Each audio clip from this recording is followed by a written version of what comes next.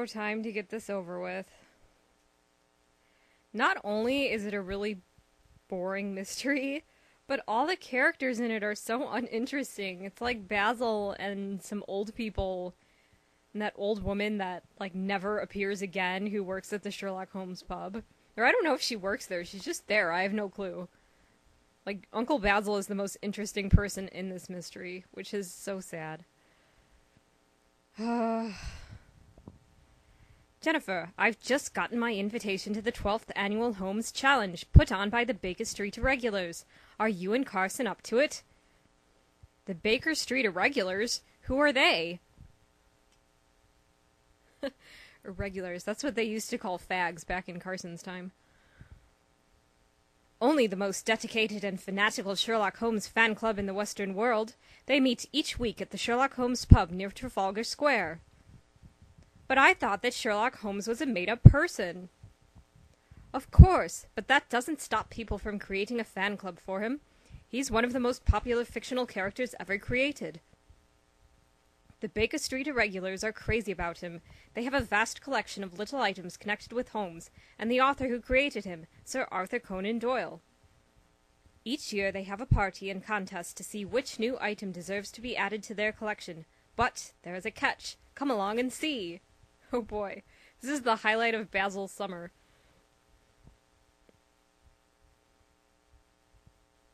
Which one's the fake? Oh my god, it's so exciting.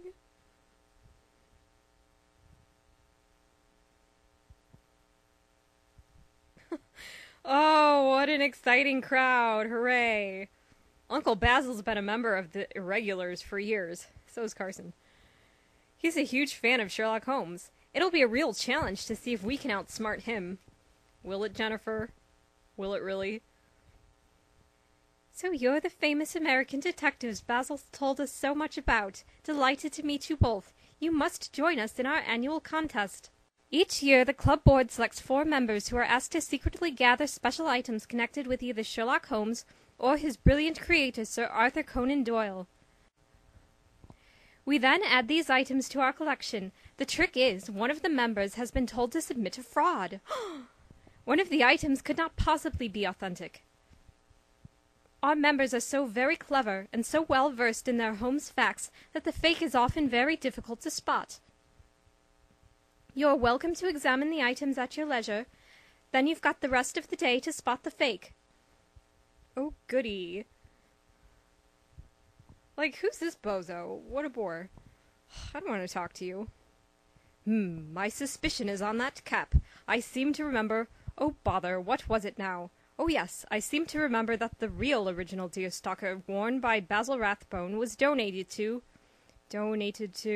Well, you know, that waxworks thingy place. Oh, what is its name? Madame Tussauds? Yes, that's it, Madame Tussauds.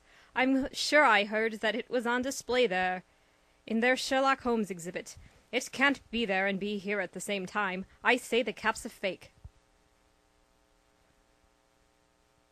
Like, who is Mr. Maypole? Who are all these people? This is the worst mystery. So, as Holmes would say, the game's afoot. I've already got my theories on the impostor. I deduce it must be the vial of water. What makes you think that, Mr. Maypole? Elementary, my dear Jennifer. It's the easiest item to fake. The water in that vial is more than likely ordinary tap water collected right here in London. I suspect one of our members thought we could never prove otherwise. But what proof do you have that the water is fake? Why, my detective's intuition, my dear young lady. What more proof do I need?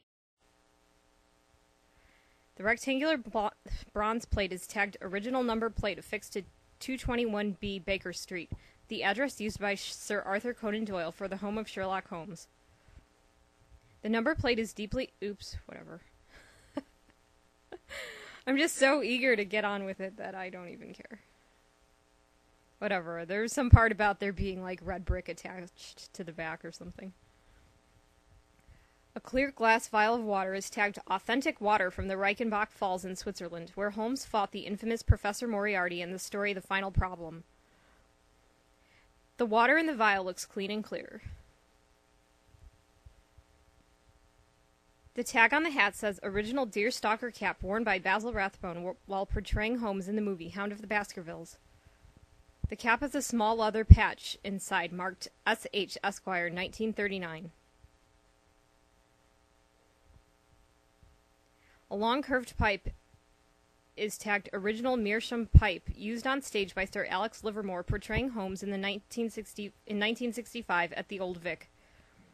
Oh, you mean the Old Vic actually stages professional theater? The bowl of the pipe has a small dent on the bottom. Hooray.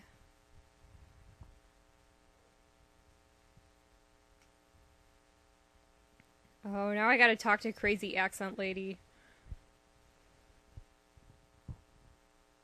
Madame Tussauds happens to be on Baker Street, the same street where Sherlock Holmes was supposed to live. I noticed on the way in that some of the buildings on this street are made of red brick. I guess a lot of London buildings are. Madame Tussauds has tons of wax figures of famous and historical people. I love to check out all the movie stars. It's almost like seeing them in person. Dr. Seuss thinks they own the real deerstalker cap. Let's see if he's right. If we have to. We have many bits and pieces that once belonged to famous people. Some of the clothes that you see on our wax figures are from the closets of the real famous people. I don't know. Why, Luciano Pavarotti sent us an entire set of evening clothes, including shoes, to dress his model. We did have a cap like the one you mentioned, but I'm afraid we sold it just recently to an anonymous collector. It was quite valuable, the original deerstalker worn by Basil Rathbone in the movie Hound of the Baskervilles. I remember it had an odd little tag in the back, as if it were really made for Sherlock Holmes. One of the wardrobe people on the movie set must have put it in as a joke. Oh, please stop talking. The tag read S.H. Esquire 1939. That was the year that the film came out, don't you know? Are you from Minnesota? That was the year the film came out, don't you know? Quite a classic. Have you seen it? Yes, my brother's nuts about Sherlock Holmes movies. He makes me watch them every time they're on TV. That's a good one. Jeremy Brett is so much better as Sherlock Holmes, thank you. Nobody queens it up like he does.